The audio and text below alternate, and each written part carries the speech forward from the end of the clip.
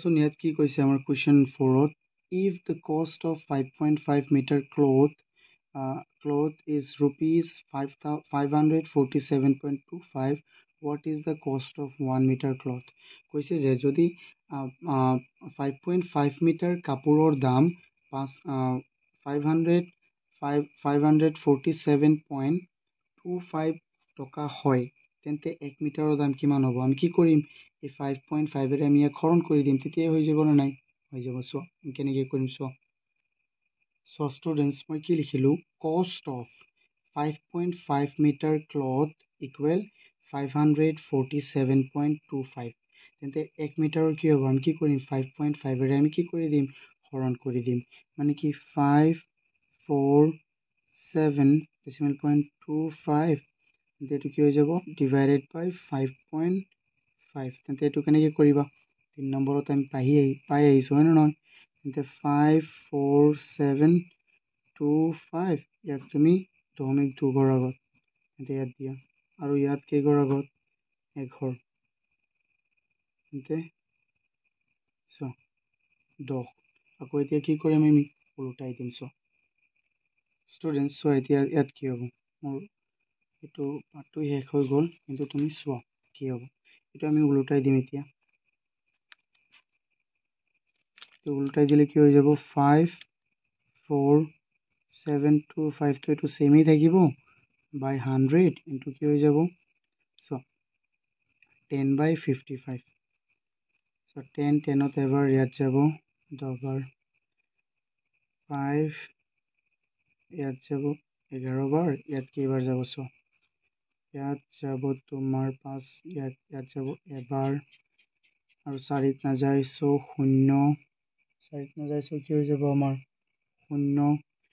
47 মানে 45 যাব 9 বাৰ, 2 বাকি থাকিল 20 যাব 4 বাৰ, 22 4 বাৰ, আৰু 2 বাকি থাকিল 5। এতিয়া আৰু চোৱা ইয়াতো 5 কেইবাৰ যাব, 2 বাৰ, ইয়াত কেইবাৰ যাব, 10ত যাব 2 বাৰ, 9ত যাব এবাৰ, 4 বাকি থাকিল 44, ইয়াত যাব 8 বাৰ, আকৌ 4 বাকি থাকিব 9, ইয়াত যাব 9ত। এতিয়া চোৱাচোন 21ত যায় নেকি, এতিয়া 2টো নাযায়, 21 ইয়াত যাব নেকি, এইটো চোৱা, আমি প্ৰথমে চাওঁ 21ত এইটো 2 1 ইয়াত যাব নেকি, এইটো প্ৰথমে চোৱা 2 1 8 9ত 11, আমি কৰি চাওঁচোন, 11 যাব, ইয়াত 10 বাকি থাকিল, তো হৈ গ'ল আমাৰ 108, তেন্তে ইয়াত হৈ যাব 99ত যাব, আৰু কিমান বাকি থাকিব, ইয়াত বাকি থাকিব আমাৰ 9, হয় ইয়াত যাব 11ত যাব এবাৰ, চোৱা 21ত যাব তোমাৰ এবাৰ, মানে 11ত যাব, কিমান বাকি থাকিল 10, হৈ গ'ল কিমান 108, 99ত যাব 9 বাৰ, কিমান বাকি থাকিল 1 আৰু কিমান 1 আৰু 8 9, 99, আকৌ ইয়াত যাব কেইবাৰ, 99ত যাব তোমাৰ 9 বাৰ, তেন্তে এইটো আকৌ কি হৈ যাব কোৱাচোন, তেন্তে ওপৰত থাকিল আমাৰ 199, আৰু তলত হৈ গ'ল কিমান 2, কেইবাৰ যাব চোৱা, এতিয়াতো দি দিয়া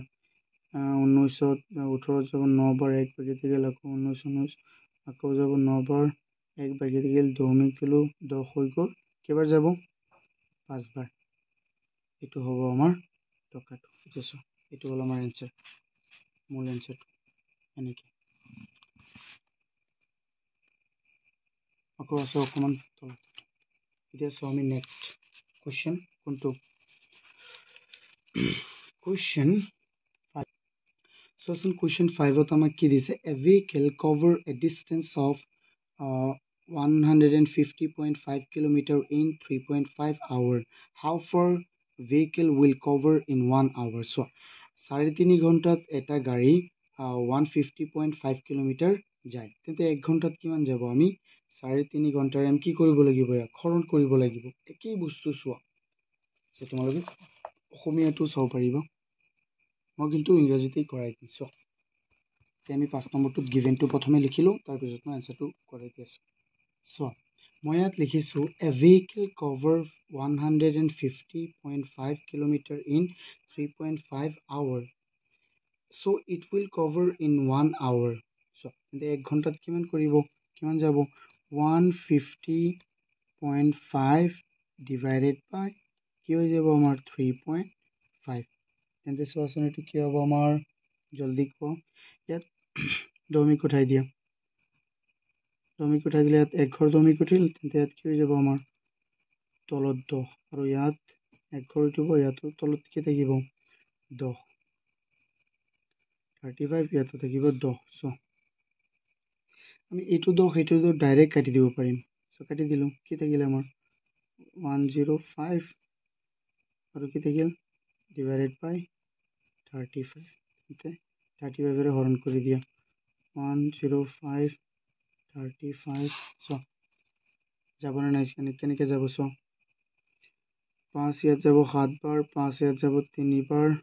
0 যাব 0 বাৰ ইয়াত যাব 1 বাৰ সো তেন্তে 301/7 আকৌ চোৱাচোন 7 ইয়াত যায় নেকি হয় যাব 7 30 নাযায় কিন্তু 28ত 4 বাৰ যাব 2 বাকি থাকিল 43 কিমান যাব 43 কিলোমিটাৰ এইটো হ'ল আমাৰ এনসাৰ কিমান 43 কিলোমিটাৰ বুঝি পাইছা এইটো এতিয়া চাওঁ আমি কুৱেশ্যন 9 কুৱেশ্যন 6 So question 6 কি কৈছে the wholesale price of potato of 10 kg is 186.50 rupees 186.50 what is the price of 1 kg যদি 10 kg আলুৰ দাম so 186.50 টকা হয় তেন্তে 1 কেজিৰ দাম কিমান হ'ব তুমি এইটো বস্তুৰে কি কৰিব লাগিব 10ৰে হৰণ কৰিব লাগিব সো এনেকৈ হৰণ কৰিবা কিমান সহজ এইকেইটা ন আমি প্ৰথমে গিভেনটো লিখিলো সো মই কি লিখিছো cost of 10 kg potato equal 186.50 rupees কিমান টকা তেন্তে 1 কেজিৰ দাম কিমান হ'ব so cost of 1 kg potato কি আমি হৰণ কৰি দিম 186.50 আমি হৰণ কৰি দিম কিহেৰে সো আমি হৰণ কৰিম 10ৰে তেন্তে কি হৈ যাব 10ৰে হৰণ কৰি দিম তেন্তে এইটো তুমি আৰু সহজে কৰিব পাৰিবা 10ৰে হৰণ কৰিলে দশমিক 1 ঘৰ আগত যাব আৰু নহয় সো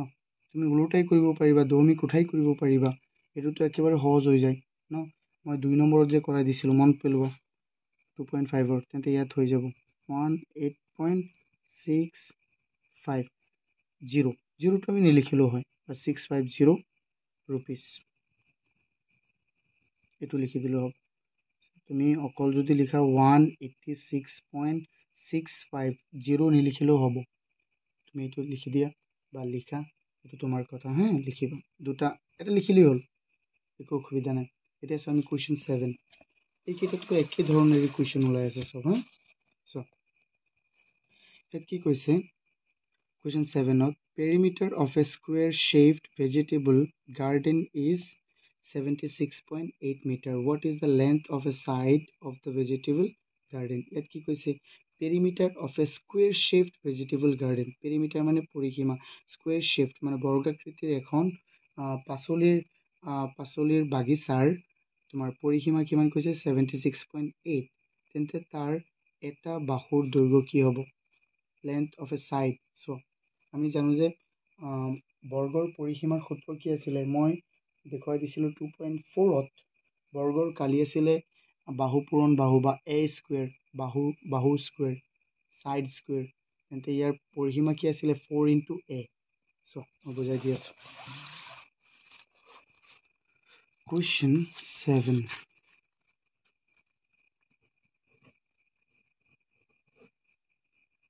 সো প্ৰথমে মই বুজাই দিছো প্ৰথমে বস্তুটো ইয়াত চোৱা ভালদৰে তেতিয়া বুজি যাব এখন বৰ্গাকৃতিৰ বস্তু তাৰ এটা বাহু বৰ্গাকৃতিৰ হলে এটা বাহু a হলে আনটো কি হ'ব a আনটো কি হ'ব এইটো কি হ'ব পৰিসীমা মানে কি তাৰ চাৰিওকাষৰ যোগ আমি চোৱা এইটো এই গোটেইটোৰ যোগক আমি কি বুলি ক'ম পৰিসীমা তেন্তে a যোগ হ'ব প্লাস a যোগ হ'ব প্লাস a প্লাস a কেইটা a যোগ হ'ব 4টা a যোগ হ'ব তেন্তে চোৱা কি হৈ যাব 4a তেন্তে আমাৰ গিভেনত কি দিয়া আছে side of a square equal নাই সাইড দিয়া নাই তো আমাক দিয়া আছে পেরিমিটার সো ওকে সো আমি লিখিম গিভেনত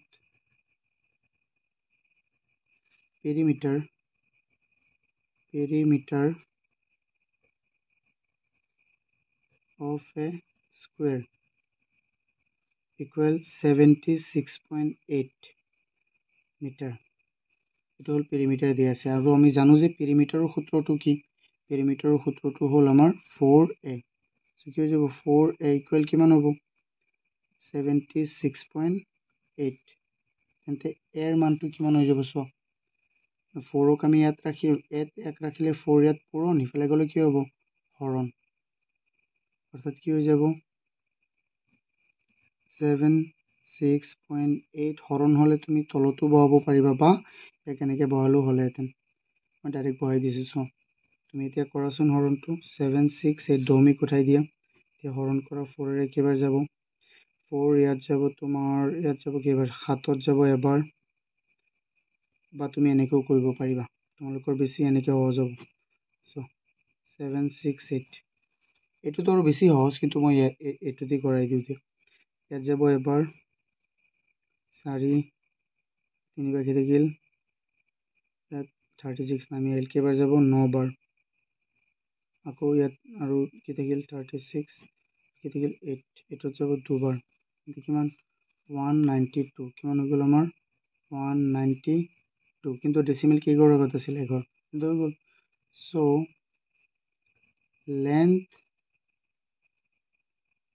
length so length আমার ওলাব দিছিল না কি ওলাব দিছিল হয় length of a side equal 19.2 meter the eta length কিমান হ'ব 19.2 meter so এটা হলো আমার आंसर এতিয়া সো আমি আমার অন্তিমটো কোশ্চন 8 ত কি দি আছে so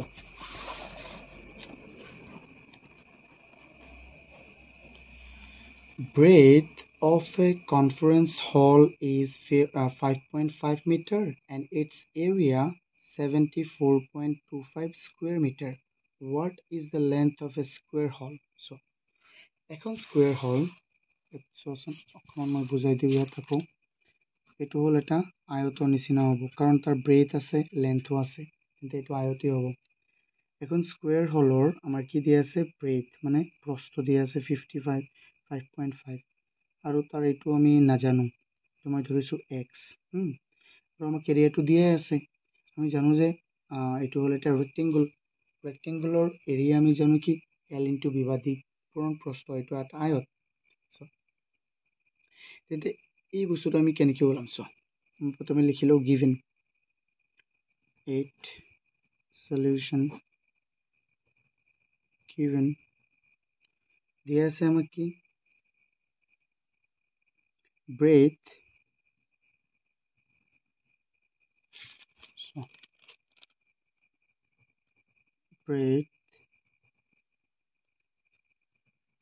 of a hall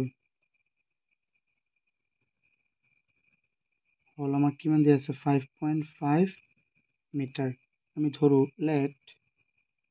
let length of a hall কিমান ধৰিম আমি x and কি আছে আমাক area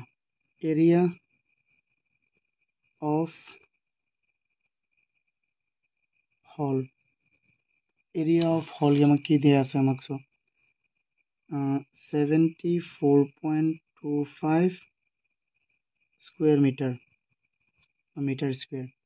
দেখো আমি জানো যে এর সূত্রটো কি আছিল এরিয়া অফ হল তো সোয়াচোন কাৰ নিচিনা আয়তৰ নিচিনা তেন্তে আয়তৰ সূত্ৰ আমি বহাব লাগিব কি আছিল লেন্থ ইনটু ব্ৰেডথ বা দিক পূৰণ প্ৰস্থ যাক আমি শৰ্টকাটত কি লিখো l ইনটু b ইকুৱেল 74.25 তেন্তে l মানে x আছিল সো x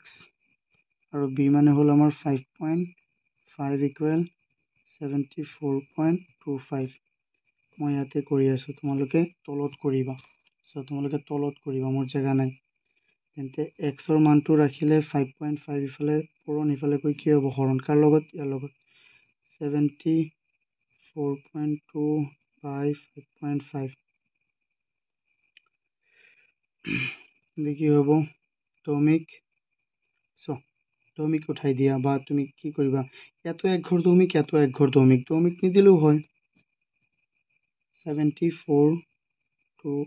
তাৰপিছত কি আছে 55 এতিয়া আমি এইটো হৰণ কৰিলেই হ'ল হা আমি হৰণ কৰোঁচোন বেলেগ এটা জেগাত আমি হৰণ কৰিলে পাম ইয়াত হৰণ কৰি আছোঁ কি আছিলে আমাৰ 742ক আমি হৰণ কৰিব লাগে 55ৰে 74ত যাব এবাৰ ন 55 কিমান বাকী থাকিব ইয়াত থাকিল তোমাৰ ধৰা 14 ইয়াৰ পৰা 9 পাঁচ গ'লে 9 থাকিব ইয়াত থাকিল তোমাৰ 1 ইয়াত নাযায় কিন্তু 2 দিলোঁ ইয়াত কেইবাৰ যাব গ'লে হাইষ্ট 3বাৰ যাব 3বাৰ কি হৈ যাব 3 পূৰণ 5 15 5 3 পূৰণ 5 15 15 কিমান হৈ যাব 16 আকৌ কি বাকী থাকিব আৰু কিমান বাকী থাকিল ইয়াত 12 12 পৰা 5 গ'লে থাকিব কিমান আমাৰ 12 পৰা 5 গ'লে থাকিব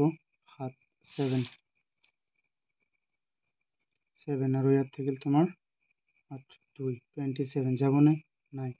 ডেচিমেল দিয়া 0 দিয়া এতিয়া কেইবাৰ যাব এতিয়া যাব আমাৰ 55 4বাৰ গ'লেতো বেছি হৈ যাব 4বাৰ 5বাৰো নাযায় 4বাৰেই যাব 4বাৰ কেইবাৰ যাব 4 পূৰণ 5 20 0 4 পূৰণ 5 20 আৰু 2 22 ইয়াত কিমান বাকী থাকিব এতিয়া 50 আকৌ যাবনে আকৌ নাযায় তে আকৌ এটা কি দিব লাগিব আমি 0 এটা দিম 500 কেইবাৰ যাব 500তো নাযায় কিন্তু ইয়াত যাব তোমাৰ 500 নাযায় কিন্তু 550 10বাৰ যাব তেন্তে 9বাৰ যাব ন 9বাৰ গ'লে 5 9 কিমান 45 কিমান 5 9 বাকী থাকিল 5 9 45 আৰু 9 কিমান 50 9 কিমান হৈ যাব 45 আৰু 9 এইটো বেছি হৈ যাব নহয় 9ৰে দিলোঁ 9ৰে দিলেতো বেছি নহয় 505 9ৰেও নহয় তো 8ৰে যাব মই বেলেগ কি কৰি আছোঁ চোৱাচোন ইয়াত 4 হ'বনে নাই আৰু 9 495 এতিয়া 9বাৰ যাব আৰু কিমান বাকী থাকিল 5 আৰু এবাৰ এইটো হৈ যাব 4949 তেতিয়া আমি ইয়াক ডাইৰেক্ট 134 আমাৰ কি ওলাল এনচাৰটো 1349 1349ক আমি 13.5 লিখিব পাৰিম এইটো আমি লিখিব পাৰোঁ এক ঘৰ যদি এইটো 5তকৈ ডাঙৰ থাকে তেন্তে ইয়াক আমি 1 বহাই দিব পাৰিম কাৰণ উত্তৰমানত তেনেকৈ আছে সেইকাৰণে মই এইটো কৈছোঁ নহ'লে এইটো বহাই দিলেও এনচাৰ হ'ব